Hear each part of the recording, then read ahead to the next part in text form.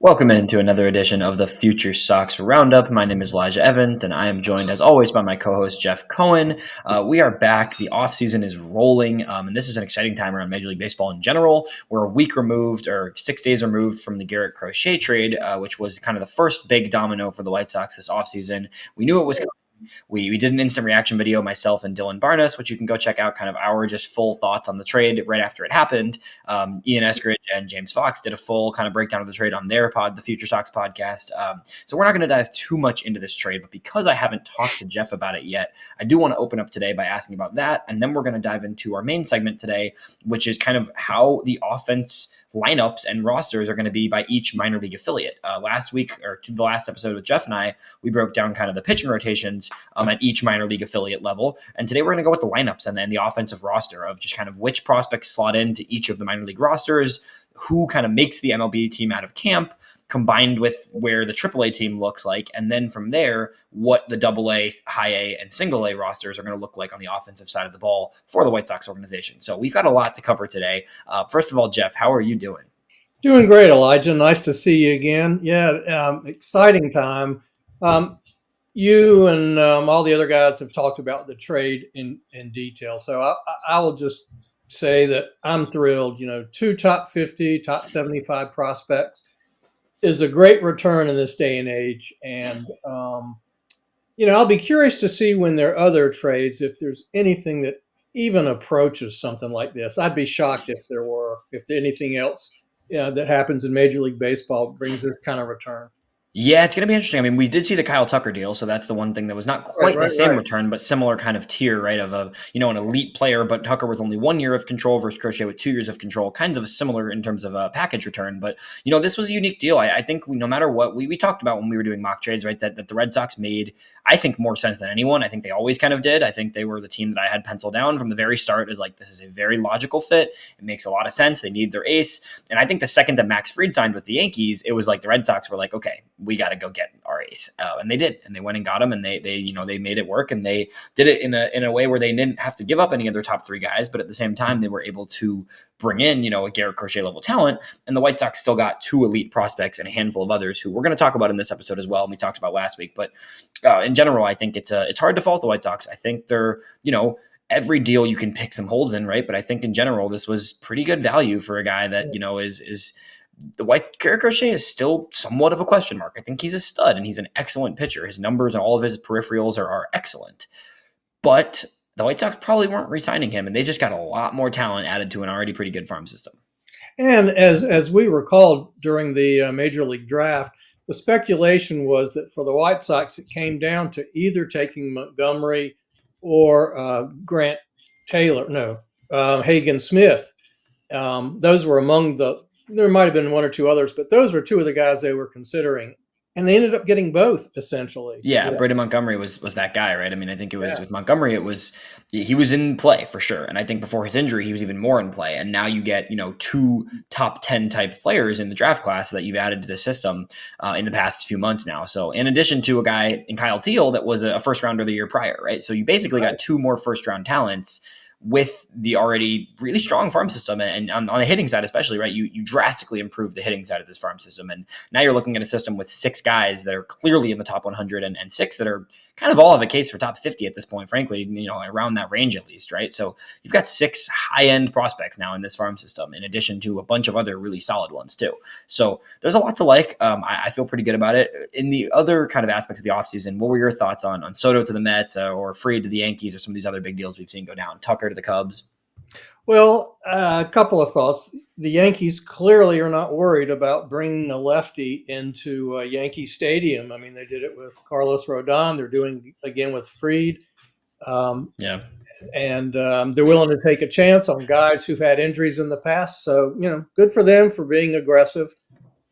Soto, wow. I guess at the end of the day, it just came down to the highest bidder, because if you want to win championships, you've got a much better chance with the Yankees than the Mets, simply because the American League is not nearly as competitive as the National League with the Phillies and Braves and Dodgers and Brewers and Padres. I mean, it's tough to come out of the National League. make the World Series. So I do agree with you. The National League is going to be a bloodbath this year when you look around that league for sure. At the same time, though, I think the Mets are, with their current ownership and with Steve Cohen, they're gonna push the chips. So I do see from Soto's perspective why it's like if you're going to be there the rest of your career, you feel pretty good about that organization finding a way to win consistently, considering how much they're going to be willing to spend, how much they're going to continue to push chips forward every year, kind of. So we'll see what happens, but it's a crazy deal. The amount of money is almost hard to even fathom for any player. I didn't think any player was going to top Shohei Ohtani's contract for a decade plus. Last year, if you asked me if anyone was going to hit $700 million for the next 5-10 years, I would have said no, because I just don't think any player is ever going to be more valuable than Shohei Ohtani. But here we are. Juan Soto signed for $765 million. Pretty crazy. So, let's get back to the White Sox, though. All these other teams spending money. The White Sox have never spent over $100 million on a player. That's the reality. That's the team we talk about. That's the team we're here to discuss. But the White Sox farm system looking pretty good. So we will start with the kind of major league roster / AAA, because I think, obviously these two rosters affect each other, right? Whichever prospects make the team out of camp, the other ones are going to be in AAA for the most part, of the top guys, at least the guys that are ready, nearly league ready, right? So for me, at the major league level, and I considered a few guys that aren't necessarily considered prospects still because they were up with the team last year, but I still kind of categorize them in that prospect bucket, right? So for me, the MLB roster, the guys that I think are breaking camp, it starts with Brian Ramos and Brooks Baldwin, because I do think both those guys are just kind of ready. I think they both got little cups of tea at the big league level last year, but I think they're going to come into camp, and if they have a strong camp, I don't see why either of those guys shouldn't break with the team. They're already on the 40-man. They've already played. They've already started their clock, right? I think those guys make it. I have two more prospects that I think make the MLB roster, and I'm curious to see if you have the same ones. I have Edgar Caro making the MLB roster. Caro breaks camp. I do. I think there's two catchers, and I think they're both going to get time this year at the big league level, but I think Caro did enough last year in AAA at the end of the season to show that he's just ready at this point, and that there should be one of these young guys making the team out of camp. Honestly, I don't see a reason to have it be Corey Lee and Chucky Robinson. I think one of these two young guys is going to make it, and I think it's going to be Edgar Caro. I think he's been there. I think they're familiar with him, and I think they're ready. The second guy is Chase Meadroth, acquired from the Red Sox in the Garrett Crochet trade. Meadroth is a guy that was mashing all year in AAA. You can take it with a grain of salt a little bit. AAA numbers can be inflated, especially in that league that he played in. But Meadroth is a versatile infielder. He's played some, all over the infield. He's probably a little bit, not rangy enough for a shortstop, but has played a good second base, has enough of an arm to get some reps at third. The White Sox have a busy third base, though. So I really do think Meadroth, along with Baldwin, are both going to get reps at second base, at potentially at shortstop as well. So I think Meadroth cracks the roster. Those are the four that I have making the major league roster. Where are you at with that? who do you have as opening day shortstop? I think Brooks Baldwin, honestly. I think it could be Baldwin, or I think it could be one of those, free agent fillers. But I think that ultimately, just to start the season, again, there's a very real world Colson makes the roster, and I do have that kind of marked down, but I think they give Colson a month or two in Charlotte. I could see it either way. Honestly, I could see it either way, because I think the incentive of having him up early is that he's eligible for that prospect promotion pick, right? So the White Sox could get an extra draft pick if somebody wins Rookie of the Year that starts the season with the team or up within a certain amount of days.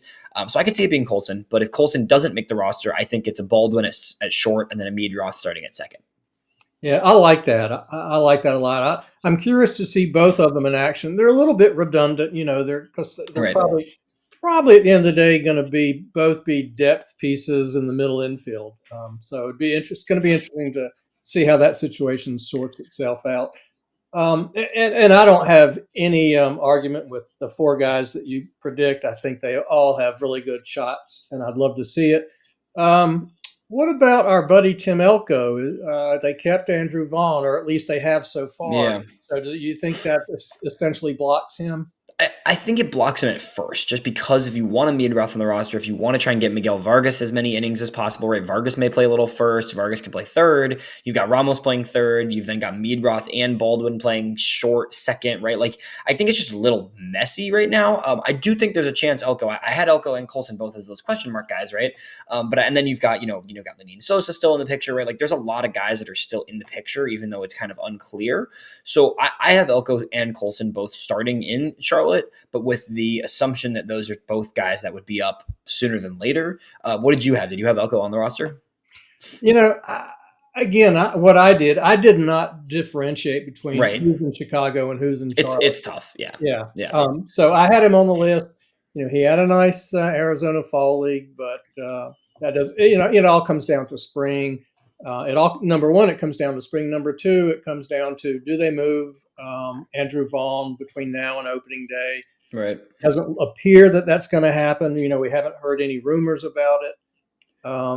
So yeah, he may be blocked for the time being. We'll see, but maybe he goes to Charlotte and hits his way back to Chicago. Yeah, I agree. I think so. So in terms of the guys I also had listed, I had listed as Charlotte, but they kind of cross over right in that range, right? Kyle Teal, I think if Kyle Teal should be in Charlotte at the very least, right? So with Caro and Teal, I think those guys are going to be the catching tandem of the future. And I think even if they both play some other positions, but I think with Teal only played 20 something games in AAA. His numbers were much better in AA. So I think Teal starts in AAA. And I think he also starts in AAA with the idea of getting him some reps at other places. That's the thing with him. I think one of the big things with Teal is if you have him in AAA, you can afford with that roster to play him at first a little if Timelko goes up, or even if Timelko's there, Timelko can have a few days off. You can also get Teal some innings in the outfield, right? There's not a ton of guys in the outfield that you're really excited about at the Charlotte level, right? I've got Oscar Colas, Zach DeLoach, Cal Mitchell, who signed a minor league deal, all marked down as that kind of Charlotte group. But generally, Dominic Fletcher is kind of that in between. Is he in Chicago? Is he in Charlotte, right? All of those guys are going to get innings in the outfield, but I think there's room in Charlotte to get Teal some left field innings just to see kind of what it looks like out there. So I do think Kyle Teal will be there. Like all those guys I just mentioned, Oscar Colas, Zach DeLoach, Dominic Fletcher, Cal Mitchell, I all think they're kind of, pushing for a roster spot, but realistically, most of those guys are going to be in Charlotte. Nick Maton signed a minor league deal. I think he probably starts he has a chance to make the roster, but I do probably think he starts in Charlotte as well, plays some third base, especially if Ramos makes the roster, then Maton kind of has a third base opening clearly in Charlotte. Braden Shoemake, Lenine Sosa, one of them maybe makes the roster in Chicago. I don't think there's room for both of them in the roster in Chicago, especially if Meadroth makes the roster. So it's like one of those guys, maybe both those guys, I kind of don't have any more interest in at this point, to be honest. I think there's a chance that either of them makes the roster, but I think they're both probably more, quad A players in terms of their career trajectory right now. So those are the guys I all had marked between Chicago and Charlotte. So we got Benintendi and Luis Robert for now, penciled in for left and center. So assuming they're both on the roster opening day, who else do you see in the outfield? They signed. There's already been two signings, and they're both major league contracts. So with Mike Tauchman and Austin Slater, I think that's pretty much the platoon at that point in right field. I think. There's a chance that things change, but I think both those guys are going to get regular innings. So I do see that kind of as the right field combo at that point. In which case, you maybe have one more outfielder on the roster, but that could be all the outfielders on the roster. In which case, all those other guys I mentioned would all be in AAA, right? So I think there's room for maybe a DeLoach or a Colas or somebody that can play first. Also, if you don't make Elko on the roster, then you can. If I would say this is the way I would look at it. I say if there's no Elko, then there's maybe that fifth outfielder / first base combo, right? A guy that can play the corner outfields but can also get some innings at first base. DeLoach and Colas have both got some innings at first base in the past, so I think that's maybe that last roster spot comes down to a pure first baseman hitter DH guy like an Elko, or a outfield / first base / DH guy in a DeLoach and a Colas in a that kind of category of player. So I think it's the four outfield spots are pretty locked at this point. So that last spot comes down to a fifth outfielder versus another infielder DH guy like an Elko. Yeah, I think you're right. Whereas in the infield and behind the plate, there are a lot of guys who can envision being up there. It's not the case in Chicago, and that probably explains why the White Sox went out and picked up a couple of veterans, because they didn't see any obvious guys who were ready.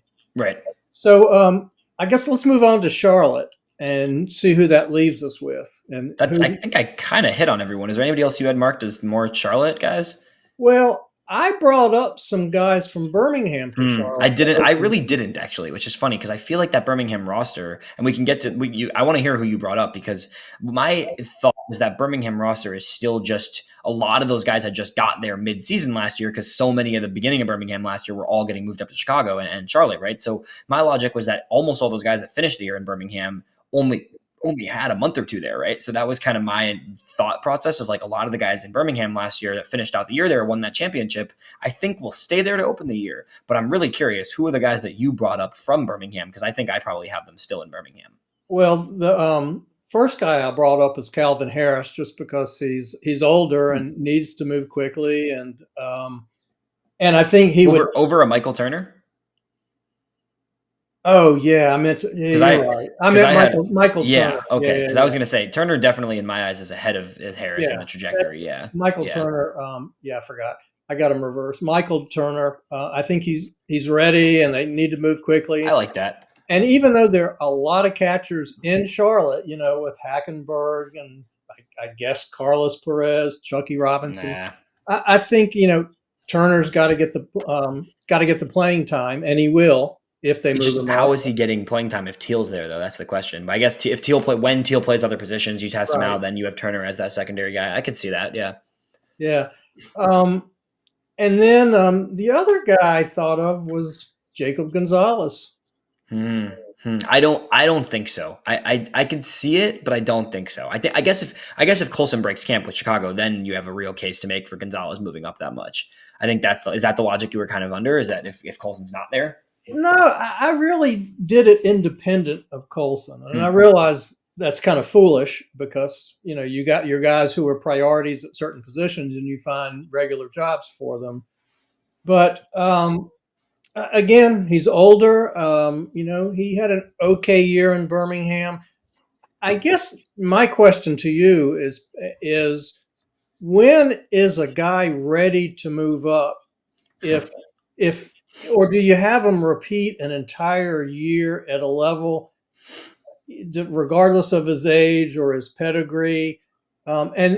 And I'll give you two examples in the lower levels that I wrestled with is Ryan Burrows and Wolkow. They both it started to click late in the year. So is that sufficient enough to move them another level Hmm. or bring Hmm. them back to We'll get to Kannapolis? those exact ones when we get down to Canny or Winston and Canny, but I think it's a lot more than just you played a year at the level. I think there's a lot more that goes into development, and I think with some players they need multiple years at a level, not necessarily entire years, but need more than a year at a level to really see growth and to really channel that growth in the right direction, right? So I think there can be improvements made without it necessarily meaning players are ready for a bump, and that's how I view Gonzalez. Is like I do think Gonzalez did some good things. He had a really good playoff run with Birmingham, but I also think there was a lot of offensive aspects of his game that got pretty exposed in Birmingham last year, and that he looked like he was having at bats that weren't fully comfortable yet. So for that reason, I kept him in Birmingham, and I do think he's going to open in Birmingham again, just because I think there's still a lot for him to work through as a player. So it's going to be interesting, but it's an interesting point to consider for you there. It's like, what is being ready to go up mean? And that's obviously a huge aspect of major league development and just what goes on in a farm system in general, at every level of the farm system. And let's say hypothetically that Gonzalez opens in Birmingham and his year is pretty much identical to last year. Times he shows flashes and there are a lot of times he struggles. Do you leave him there all year? No, I think it just depends. I think it's you eventually you have to push a guy, but you don't have to push a guy just because he did a year there, right? So like at the 1 year point, it's like, okay, if he really struggled at the level, let's give him another year there and let him work through things. Once you get to 2-3 years at a level for a guy, or even 2 years at a level for a guy, especially for a first round pick, you kind of have to push them at some point. So I feel like it's like you find that if he gets hot for a week or two, you say, okay, let's go. Like at some point, you have to have a little bit more of an aggressive timeline, but I don't think it's off the bat for a guy like Gonzalez quite yet, just because I think there was a lot that he was still struggling with at the plate in Birmingham last year. Okay. All Who right. else? That's pretty much it. I like the Turner idea. I actually didn't have Turner down, and I definitely think I probably agree with that. I think it depends on if they keep a Hackenberg or a Chucky Robinson on the roster, right? I think that could change some things, right? And it depends obviously if Caro makes the roster. If Caro doesn't make the roster, it doesn't make Chicago out of camp, then Right. obviously Turner wouldn't come up to Charlotte quite yet. But I think if Caro does make Chicago, I think there's a very good case that Turner to be in Charlotte. So I like that one. And you're right. Kyle Teal is a factor. What are their plans for him? Right. Um, sure. Okay. Yeah. All right, let's go down to Birmingham then, because I'm curious to see who you had been filling those guys that you bumped up, because I didn't have that. So, do you want to go? Do you take your Birmingham your kind of roster and your offensive guys in Birmingham first, and then I'll piggyback off what you go with. All right.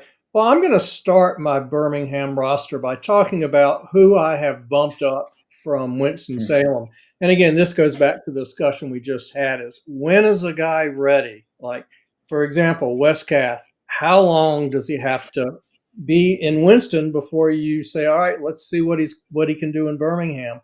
I promoted him to Birmingham. I promoted Eddie Park, even though he didn't have the greatest year in Winston.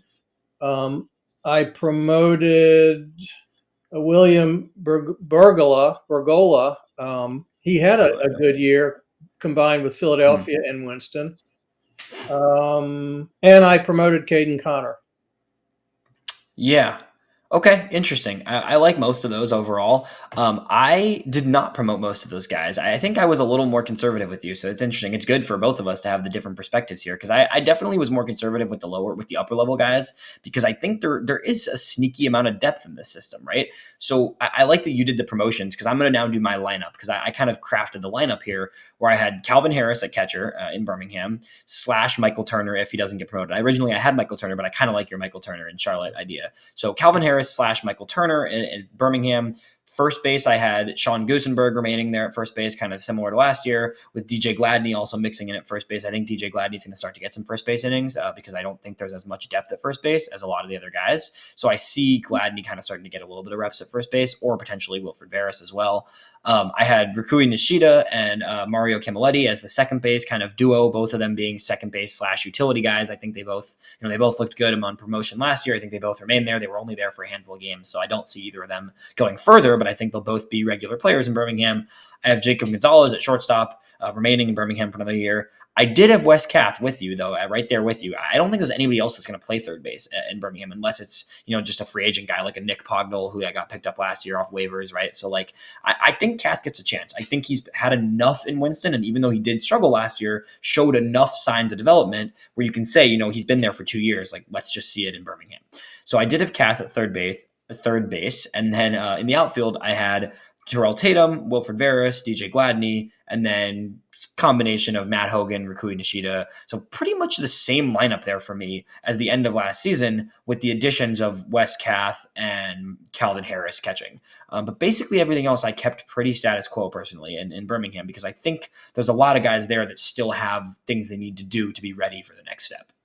And I will say some of my promotions were the result of just running out of roster spots in Kannapolis and Winston-Salem. Right. No, 100%. That's completely fair. And I have a few spots in those lineups where I'm like, these are kind of just like question mark guys because I don't know exactly where they're going to play or where they're going to go because that's exactly right. So I understand those promotions.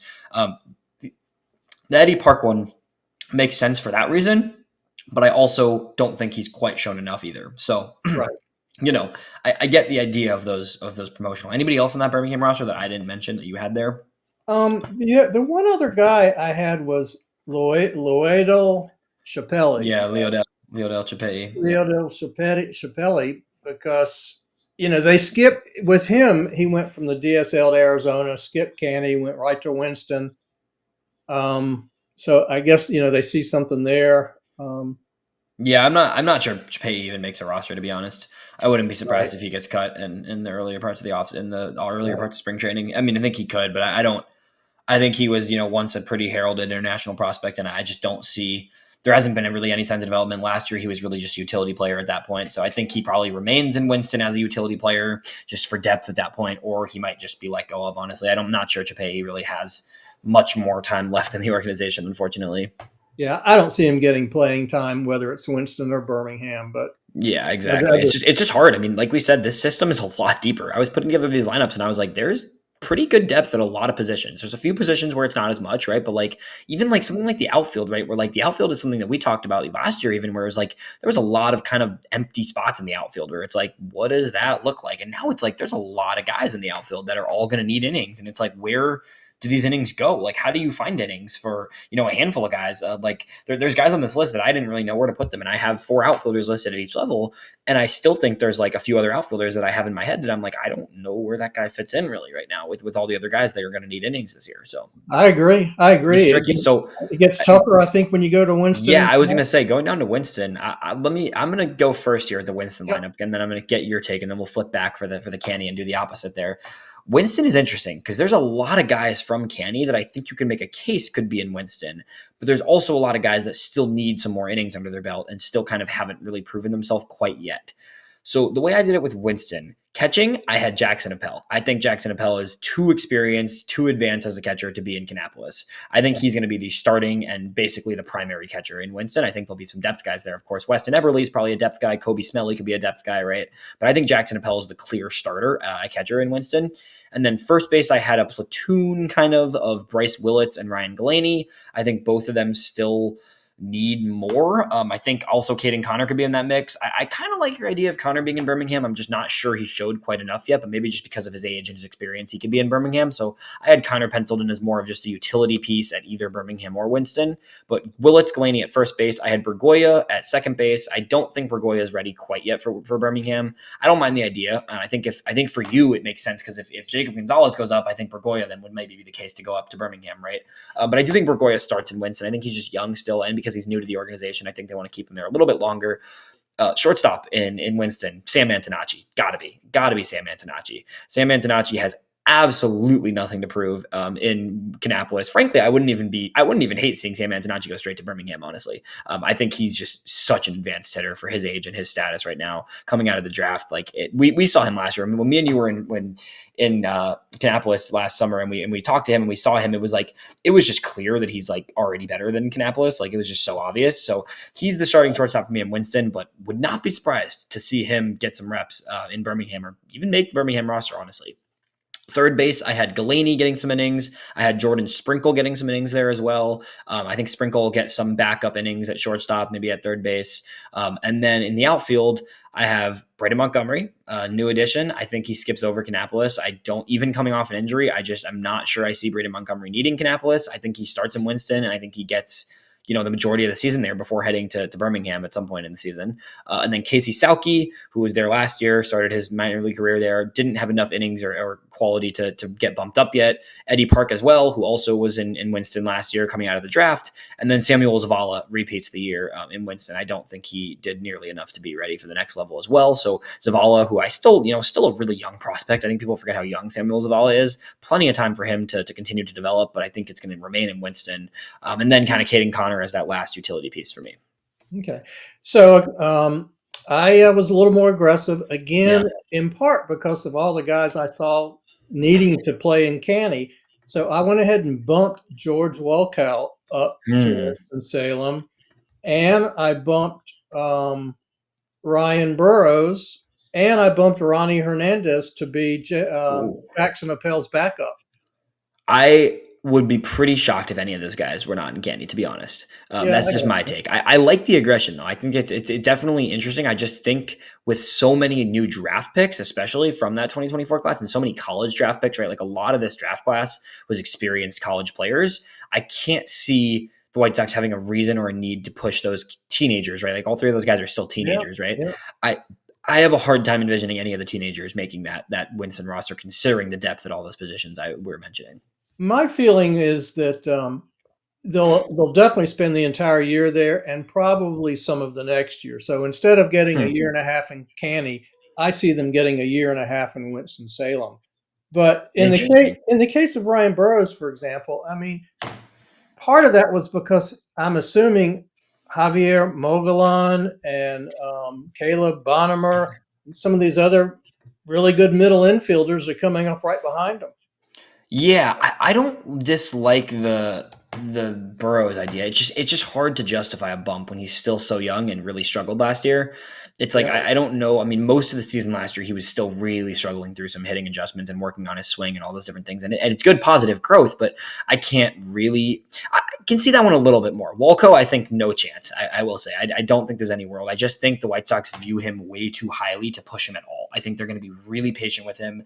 And because the upside he has, yeah, he had some good signs, but like he's got to kind of still work through those swing and miss issues, through the strikeouts, right? Like there's some things he still needs to figure out. And I do think it's going to take some time for him to get there. And I don't think they're going to want to push him past Winston or past Candy, especially when you have so many college outfielders from the past two drafts that you need to get innings in. And with Braden Montgomery now coming, Braden Montgomery being the way more clear kind of right field option. Braden Montgomery is going to be the everyday right fielder, I think, in Winston. Wherever Walco is, he needs to get innings every single day. And I don't think there's innings for him every single day in Winston. Okay. Well, let's see who you've got because you did it positionally. So let's see who your Yeah. lineup is in Kannapolis. I'm curious how this shakes out, given all the guys who were drafted last year who, Right.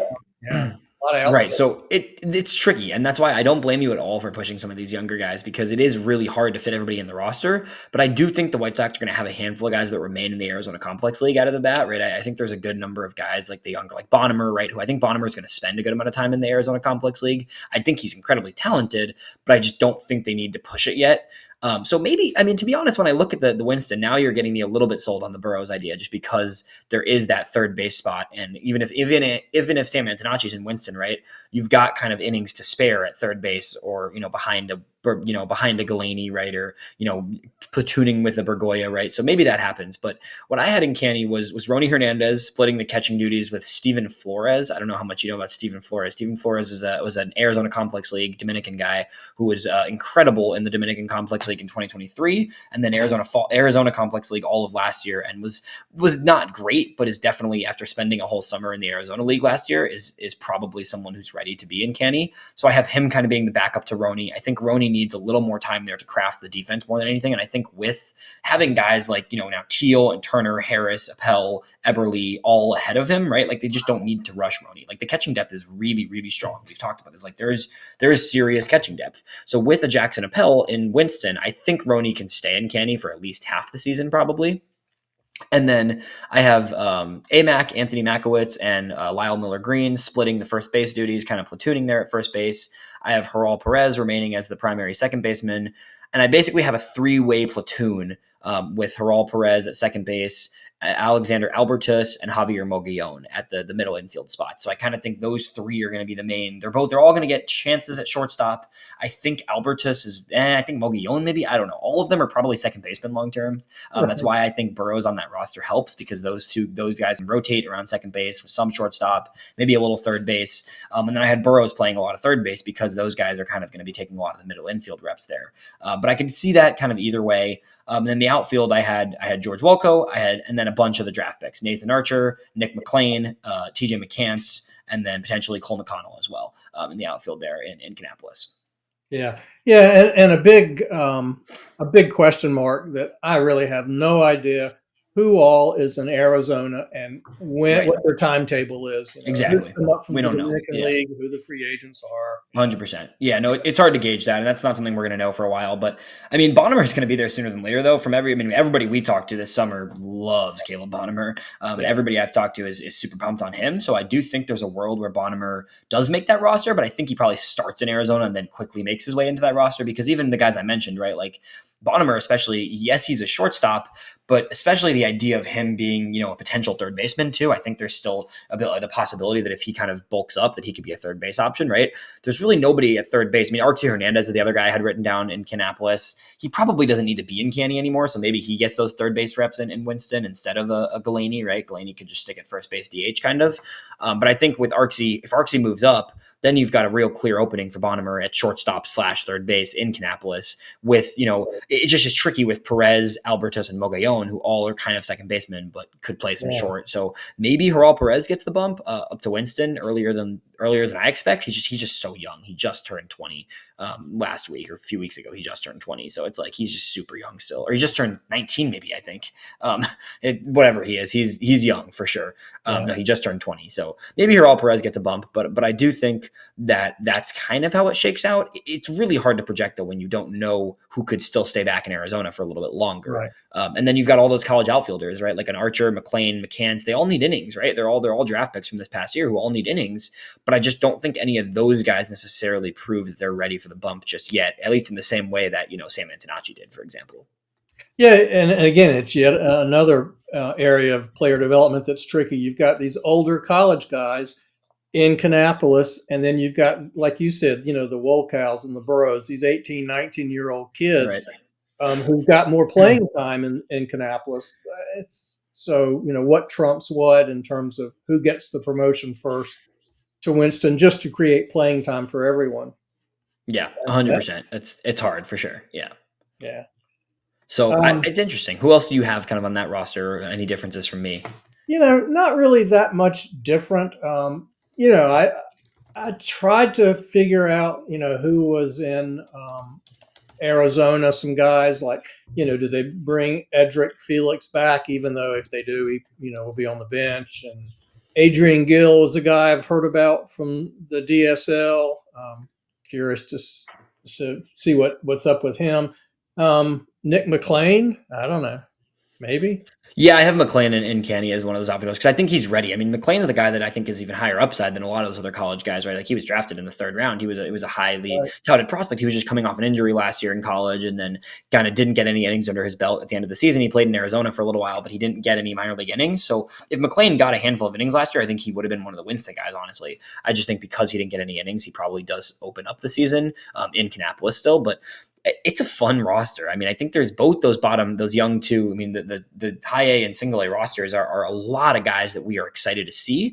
It's just a matter of how they shake out and who really kind of pulls ahead in the early months of the season, because any of the guys in those two rosters could bounce between the others or even move up further if they really start the season strong, given how many. There's a lot of options. It's a good thing, especially with the outfield. One of the things I really noticed with this, I think it was very intentional additions made to the outfield in trades and the last two drafts. And that's something that, was needed, right? This team needed a lot of outfield help. If you look at the roster or the organizational roster, a year or two ago, right? Since then, you've added Samuel Zavala in trade. You've added Brady Montgomery in trade. You've added, via the draft, you've added Sauke, Park, Walco, Archer, McLean, McCants, right? Like there's a lot of guys, Rakui, right? Like they have really, really done a good job overhauling the outfield depth. And I think that shows at each of these levels where I have 4 or 5 outfielders that all need innings at each level, basically. Yeah. Yeah. I'm just sitting here thinking one more draft like these last 2 or 3, and there's every reason to think that they will be with the same kind of depth.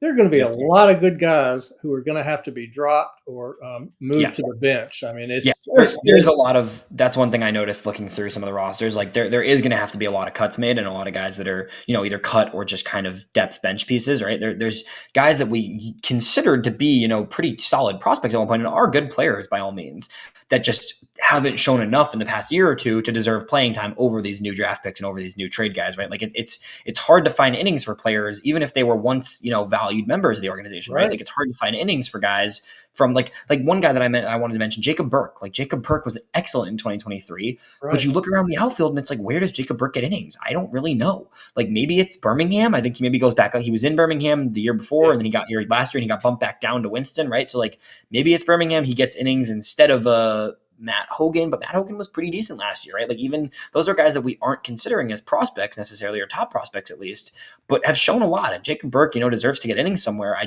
don't know where that inning comes from. Like where does that come from? I don't know. Yeah. And you don't want to pull the trigger too soon on some of these guys. Because, we've seen guys flash, who were 15th round picks before, right? And so 100%. Give them every opportunity. Even a guy like Albertson Asigan was a guy that was like pretty decent at times last year for Kannapolis. Yeah. But at the same time, he just turned 23 years old this winter, and like a 23-year-old in single A, high A, like compared to the rest of these guys in the system, there's really not that much he can do to prove him and get rostered playing time at this point, right? So we'll see how it shakes out, but there is a lot of depth. The way I want to finish this with you, now that we've kind of gone through this, we did the pitching last week, we did the hitting. I think maybe we'll talk about some key bullpen guys in the next week or two, which we don't have to go make the whole bullpen. Maybe we'll talk about some guys at each level that are worth watching in the bullpen. After this Red Sox trade, and now that we kind of have really gone through each level, where do the White Sox rank in Major League Baseball in terms of farm system? Because it's got to be pretty high up there right now. I mean, you've got 6 consensus top 100 prospects, arguably 7, maybe 8 on a few other sites, right? Consensus 6, though, in addition to a much deeper system, some really good drafts recently, it's up there. Yeah. I need to take a closer look at all the top 20s. I was looking at I was looking recently at the White Sox top 30, and the top 10 is just deadly. It's just for sure. So strong. I mean, But then 11 through 30, there's 20 spots. I could come up with another 20 players who you could throw in there. Right. And you could mix and match. And it's hard to gauge exactly where a lot of those guys lay. But I think there's still just a lot of talent, right? Like there's a lot of talent at each level. Like when you've got a guy like, Joral Perez, for example, or, who was acquired in the trade, or, Blake Larson, who was a top high school drafted, Caleb Bonnemer, right? When those are guys that are in your 15 to 25 range, right? Like 10 to 25 range, right? Like you've got some serious depth in a system if you've got guys with that type of upside that are in your middle range of the system and aren't even considered in that top tier, right? Right. Yeah. So from 15 to 25, God, oh my gosh. I mean, we could just fill it just with 2024 draft picks, right? Right. Pretty much. I mean, there's TJ McCants and some of those guys are lower picks and are still a little more question mark there for sure. Right. But yeah. I mean, so looking at MLB, this is MLB.com from August. MLB.com from August had the White Sox farm system listed as, let's see, they had it listed as actually interesting. 11 in baseball, which I think was again that was pre some trades. I think actually no, this was after the trade deadline. That's weird. I don't agree with that. I think it was already top 10 to be honest. But now, even if it was, let's say it was 11, right? It's ranked as 11 on MLB.com from August, right? So being ranked as 11 in August, since then, right? I think you can say, I mean, there's some teams ahead, but like guys are graduating, right? Like the Nationals were ahead of them. Dylan Cruz is about to graduate, right? Like their only top prospect is about to graduate. They only have 2 other guys in the top 100. I think you can safely pass them. Mariners, still a very strong system, I'd say. I think it's kind of similar type of tier. The Cubs just traded one of their top prospects in Cam Smith, but I still think it's a pretty good system, probably on par. The Red Sox, right? It's listed ahead, but the Red Sox just traded 2 of their top 5 guys to the White Sox, right? So I think you could put the White Sox ahead of the Red Sox at this point. Yeah, they have a big 3, but I think the White Sox system is better overall than the Red Sox, right? Then you get to a Dodgers. The Dodgers system is always going to be elite, but I'd say the White Sox have more top end talent right now, to be honest. And then you look at, Guardians. Guardians is probably similar type of tier. I think there's a lot of talent there. Baltimore, though, Baltimore's graduated a lot of their guys, right? Like they still have, Jackson Holiday, Kobe Mayo, Samuel Basayo, but they've graduated a lot of guys, and then Jackson Holiday is already up in the big leagues now. There's a case that the White Sox are in kind of that top 5 range now. I think there's a very real case you can make for the White Sox being in the top 5 systems, or at least around that area.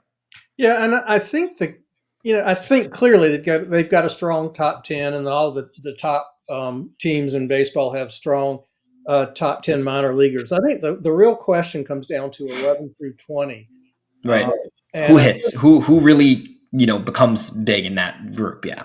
Right. Who's just got a lot of depth? Like I would say Milwaukee does, but God, I'm looking at a lot of other teams, and I think we definitely hold. We are definitely as good as many of these teams. Yeah, 100%. I think. I mean, if you're in a 10, if you're looking at let's take out the top tier, right? The top tier that features all those guys we talked about, the top 6, and then the top tier still features George Walkout, Grant Taylor, Jairo Uriarte, right? Mason Adams, even, right? Take out those guys. When you look at the middle of a system and you see Caleb Bonnemer, Chase Meadroth, who's going to maybe start an opening day like we talked about, Jacob Gonzalez, Brian Ramos, Joral Perez, Alexander Albertus, William Bergoya, Blake Larson, Aldrin Batista, who we love. Like there's a lot of guys in that range that are really, really solid prospects, honestly. Yeah. I'm looking at it compared to the Dodgers. I think that, and that's a tough comparison. Of course, a tough comparison. Yeah, but I think it's in a similar tier for sure. Yeah, I would have to think like what, somewhere 5, 6, 7. I think it's borderline. It could be considered up to 3 even. I think it depends. It depends on a few more moves. I think the Sox, if the White Sox trade Luis Robert this offseason, though, even if it's an undervalued package, right? If they get 1 or 2 big prospects back for Luis Robert, then you're looking at maybe number 1. I'm not going to lie. No, God, I'm sitting here looking at top 20 lists, and I'm really kind of underwhelmed by a lot of these teams. That, yeah. It's interesting to consider, but I hope this was helpful for people to kind of get a perspective on the depth at each level and the positional, how people are ranking, what we're looking for. So it's going to be really interesting to see where the roster goes. I think obviously the first step is determining the big league roster, and then everything kind of trickles down from there. So come spring training, I think it'll be very fascinating to see how the big league roster shakes out, because that'll very clearly affect both Charlotte and Birmingham. And then on the lower levels, you have kind of its own separate figuring out process in minor league spring training. I'm fired up for Arizona. I wish I could go tomorrow. I will be there for a week in March, and I am so excited to be, probably more excited to be on the backfields watching the minor league stuff than anything else, to be honest, because that's what we love talking about, and that's what I love seeing. So I'm really excited to see kind of where that minor league system shakes out and how everything looks at the lower levels of the system too. Well, you mentioned that to me last week, and I've since floated it past my wife. So I'm laying the foundation for. There we go. We will see. That would be awesome.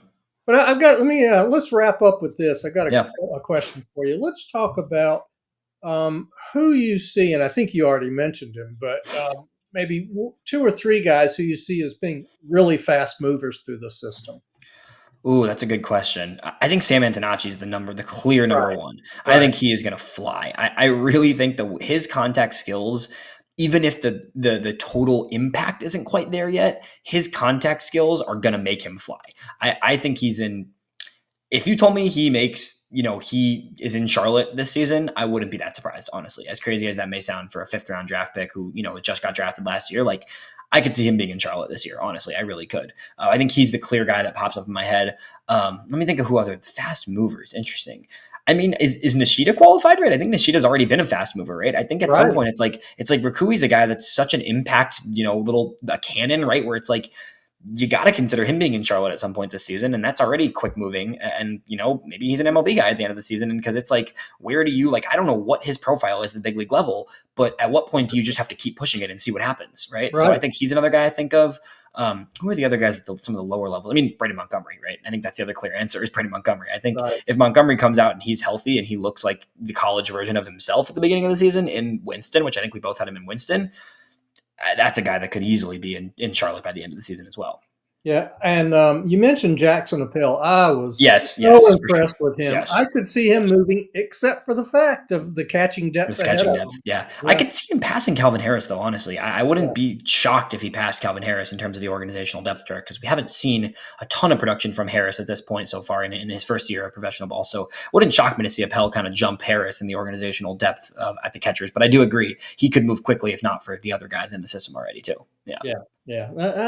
That's probably about it for me. Yeah. There's probably some others. I think Nick McLean's another good one. I think Nick McLean, if Nick McLean looks like I think he could look, and I really liked when I dove in and I got to interview him and talk to him. I really liked a lot of the things that he's about and the way he plays the game and kind of what he brings from a well-rounded perspective.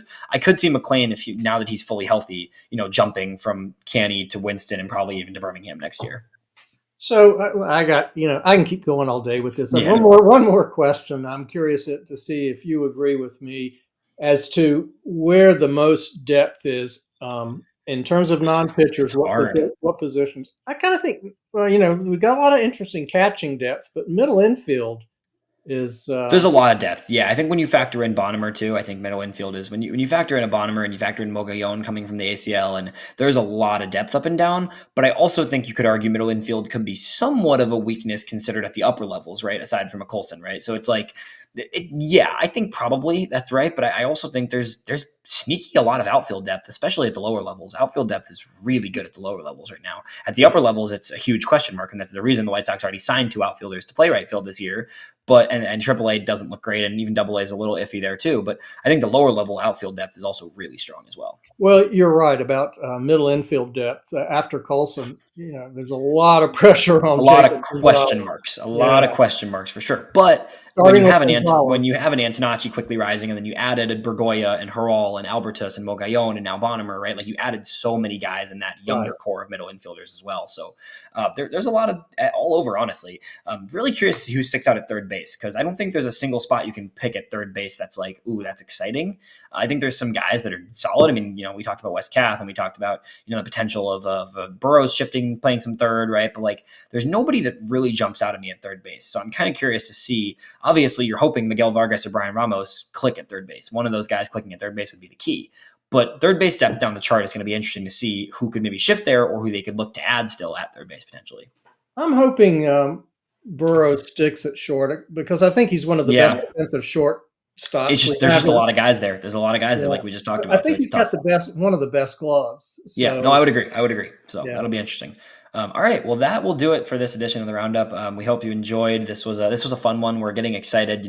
It's the middle of December right now. We're 2 weeks out from the new year, in which case we're going to be really rolling. And that's going to be super exciting. So I'm pumped. I'm excited to see where things take us. And it's going to be a really fun rest of the offseason. So we'll keep you updated, and we'll be back sometime soon. All right. Thanks, Happy Jeff. Thanksgiving. Yeah. Happy Thanksgiving. You're one holiday off. Yeah, we're close. Right. But happy holidays to everyone, and we will talk to you soon. Edit that out.